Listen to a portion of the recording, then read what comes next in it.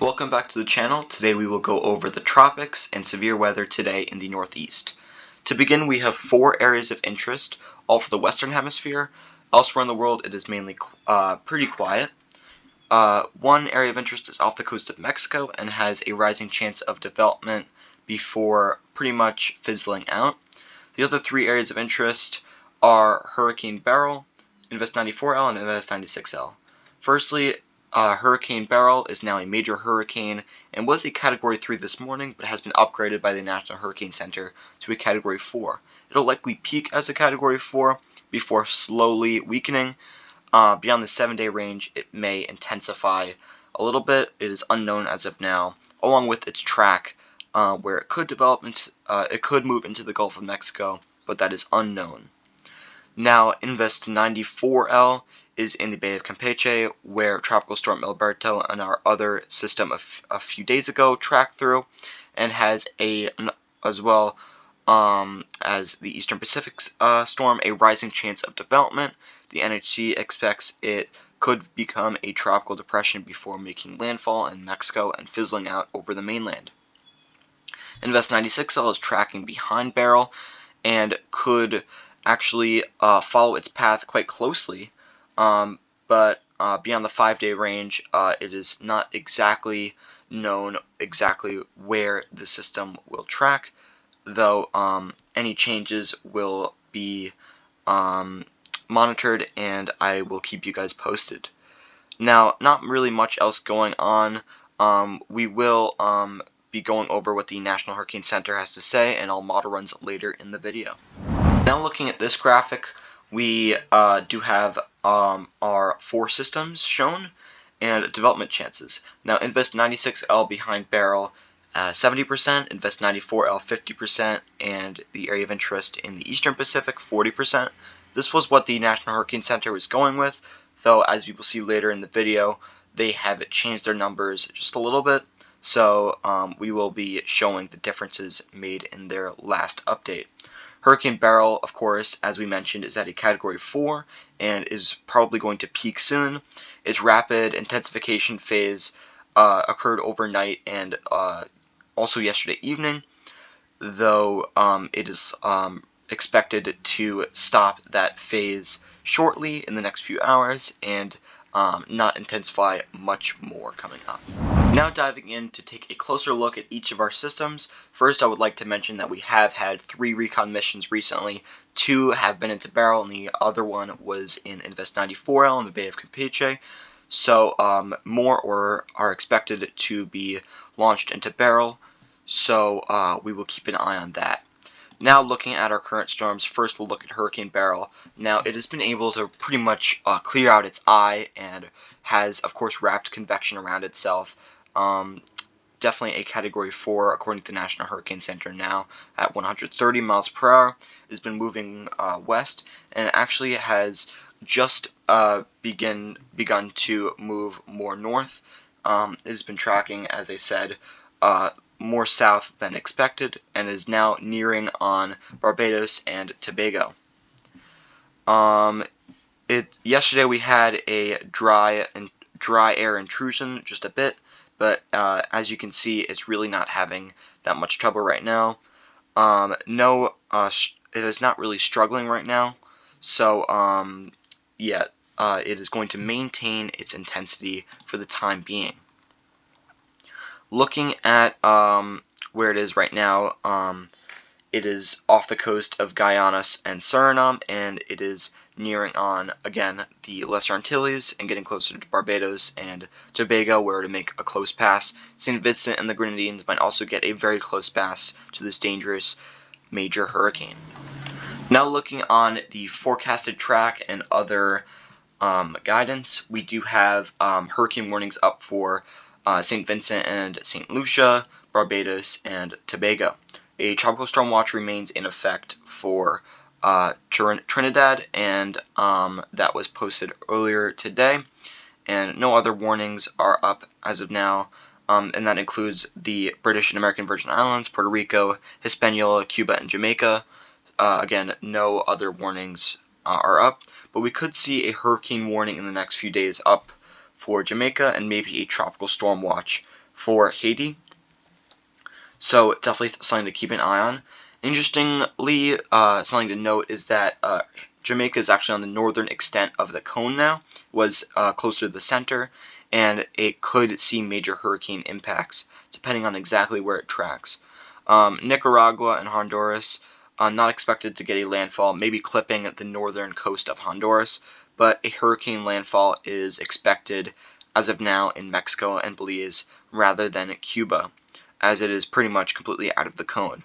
From then on, after 7 days, the system could track towards the Gulf of Mexico, but the intensity and track is unknown from there, whether it will go into the Bay of Campeche and go on to impact Mexico further, just like Alberto and Invest 94L, and also the area of interest we were tracking a few days ago, or it will move north and head towards Texas, which several models have been hinting at, including the GFS, which has been really bringing that system towards Texas as a hurricane or stronger system, such as a tropical storm, rather than keeping it downgraded from a tropical cyclone.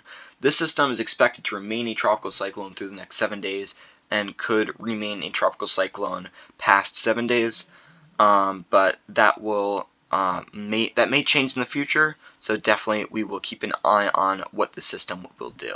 Looking at track guidance, first is this graphic. We see most models bring it to northern Belize and Mexico and just south of Jamaica before moving on to the Gulf of Mexico. Several models now bring it towards Texas, though some still bring it towards Mexico. Very interesting to see the developments on this storm. You'll notice that there's a wider spread after 7 days, and during the next 5 days there is a very little spread. So very good to see that we have good agreement in the next coming week. Looking at the GEPS ensemble, most of these models take it towards the Yucatan Peninsula, but then a possible turn northward towards Mexico, Texas, and maybe even Louisiana. That is unlikely as of now, but any changes to that will be monitored and keep you guys posted, of course. Finally, the GEFS ensembles, you'll notice little variation in intensity in the beginning of the model runs through the next 5 days, but quite large variation in the expected intensity of the system, and also the larger spread from Mexico all the way towards the Texas-Louisiana coast. As of now, again, a Yucatan landfall or northern Belize is expected, though beyond then, Texas and Mexico could be impacted, and maybe even outer bands or just waves going towards Louisiana. Still unknown as of now, but definitely on the table. And then intensity guidance, this is a little bit behind. We are at a Category 4 intensity right now. Most models hover this around Category 3, Category 4 intensity, and then the split in models really becomes apparent beyond the next 7 days, where we have some models still at major hurricane status, though most at a Category 1 or 2, and some bring it down to tropical storm status, though it will remain a tropical cyclone through the next week. Now looking at our other systems quickly, we do have Invest 94L again, and is expected to move through Mexico, and it will fizzle out. Here is the satellite imagery, and it is looking better than it was before, with some new convection coming up, and if it forms into a tropical depression, I will likely put a community post up later today or tomorrow. Now looking at Invest 96L, we could see the system move through the Lesser Antilles as a tropical storm or weak hurricane. Beyond then is completely unknown. Will Hispaniola make a tropical storm landfall, or will it move towards the west? Unknown. If it does move through Hispaniola or through Puerto Rico, it is likely to weaken considerably. So definitely much weaker than what Beryl has been. And similar story on the GEPS ensemble, with some systems moving it towards the Gulf, though that is much farther out than we can accurately predict. The model intensity guidance, some models bring it towards tropical storm status, and again, Category 1 intensity is possible, but Category 2 or higher, very unlikely as of now, and a tropical depression or storm could form in the coming days. Now the last thing for the tropics, we will be looking at the National Hurricane Center page. First, Disturbance 2 or Invest 96L has a 40% chance in the next 48 hours and 70% chance in 7 days, according to the National Hurricane Center, and it will be tracking behind Beryl. Beryl at 130 miles per hour of intensity again, and is continuing to move towards the Lesser Antilles. Now 80/80 for Disturbance 1 or Invest 94L, so these chances have gone up in the last few hours. And then finally, in the Eastern Pacific, we have nothing expected in the next 48 hours. Throw days 3 through 7, 40% still for offshore of southern Mexico. Nothing else going on in the Central Pacific or in the Joint Typhoon Warning Center. Nothing in the North Indian or in the Western Pacific. We have started our new season for the Southern Hemisphere, and also for this time of year, typically we do see monsoonal activity, and we are seeing that off the coast of India with some heavier precipitation going on, and you see that convection off the coast of Pakistan. So typical monsoonal rain, and nothing tropical in terms of a cyclone really forming as of now. Now to finish off the video, we do have our severe weather today, a couple marginal risks and slight risks up. Now we do have a marginal risk for Arizona with our monsoonal rains, and then in the upper plains we have a marginal risk and then a slight risk for Montana. We could see some severe weather today there, and then a marginal risk up and down the east coast from South Carolina to Maine, with a slight risk for the mid-Atlantic and northeast, and then an enhanced risk for part of the I-95 corridor. We'll be going over the risks associated with that shortly. Now, mesoscale discussions. We have had some concerning the severe thunderstorm watches with some damaging winds and some hail reports possible, and isolated tornadoes possible in the northeast, but not the main threat by any means. Storm reports today, we've had quite a bit of wind reports come in for the Hudson River Valley going into Connecticut, so that will likely continue, as an enhanced risk means numerous severe thunderstorms are likely to form. Keep an eye on radar, as that will be critical for keeping you safe and making sure what warnings you are under. Now, looking at the specifics, we do have isolated tornadoes possible again, but a 30% chance for wind, which is really driving the threat in the I-95 corridor today. The entire state of New Jersey, Connecticut, and Rhode Island under that enhanced risk, with Massachusetts and southern New York also under that risk, and then some strong winds associated with thunderstorms possible in eastern Montana today, and then some hail mainly in Montana, though some hail reports could come in for the eastern seaboard. Now, looking at the live severe weather map, we do have quite a good amount of severe thunderstorms.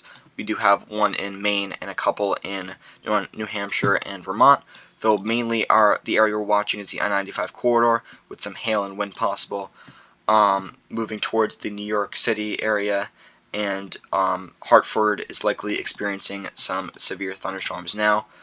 New Haven under a severe thunderstorm warning, and the systems are continuing to track to the south and to the east. Then we have some other pop-up storms today, some warnings in Alabama, Kentucky, and Virginia. And then down towards Florida, we also have some special marine warnings just for some stronger storms. As of now, nothing in the Great Plains have really popped up, though that was for later today. That's more likely to pop up. Looking at the National Weather Service, we have severe thunderstorm watches up, and then for the southeast, we have some heat advisories and some excessive heat warnings up. So keep an eye on heat, and then also for California, we're watching the heat. Though some flash flooding actually possible in the Four Corners today. So very interesting to see. Now looking back at the Storm Prediction Center, just for tomorrow, we have a slight risk up for the upper plains, and all severe threat with some strong winds possible. Then finally on Tuesday, or day 3, we just have a slight risk up for Iowa, Missouri, Nebraska, and Kansas, though could be slightly expanded again as it is on day 3. So we'll be watching for that. And then the watches now, again, just encompass the I-95 corridor and then up towards Maine. We do actually also have that severe thunderstorm watch in place today, with some wind and hail threats mainly driving the watch, though really wind is the major player today in the Northeast, with tornadoes not expected. Though again, isolated reports could come in today. Alright, that's really going to do it for today. Not much else going on. If you enjoyed this video, please leave a like. Stay weather aware, and I'll keep you posted on new updates to come.